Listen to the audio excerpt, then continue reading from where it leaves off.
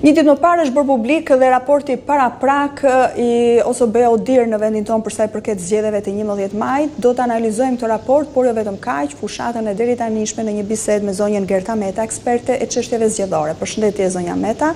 Faleminderit që jeni na dy CNN. Faleminderit ju për ftesën.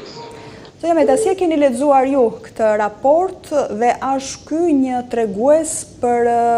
një proces zgjedhor normal apo me probleme në 11 maj?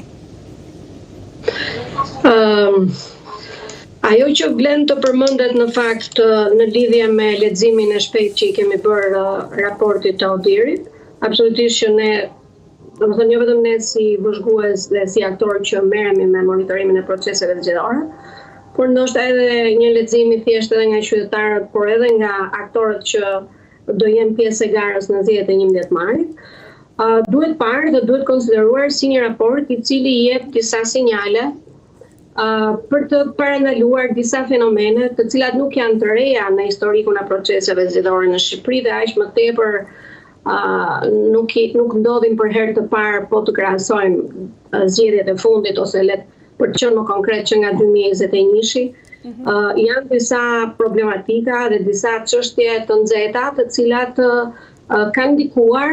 edhe në vlerësimin e raportit të OSBE-ODIHR-it për të certifikuar zgjedhjet si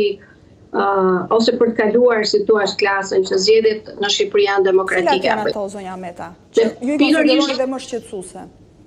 Po, pikërisht pra, edhe në identifikimin dhe listimin që ka bërë ODIHR-i, ne shikojmë që fushata zgjedhore është drejt fundit, kuptohet, por edhe më përpara, edhe në takimet paraelektorale që kanë bërë palët politike ose garusit, kemi bërë re që ka një lloj tensioni dhe situata është e polarizuar për sa i përket gjuhës, mënyrës se si komunikojnë aktorët e politikës dhe për të qenë më konkret dy liderat themelor të mazhorancës edhe të opozitës shqiptare, e cila është konsideruar dhe është nënvizuar dhe është artikuluar edhe nga misioni i ODIHR-it si një shfaqje e sulmeve personale të dy liderëve kryesor, pavarësisht se ne kemi parë që palët politike kanë konsideruar dhe kanë firmosur edhe një kod të etikës për sjelljen e tyre në këtë pjesën e kodit të digitalizuar, që nuk do të përdoren, le të themi, disa nga fjalët ose gjua e shprehur në mënyrë konkrete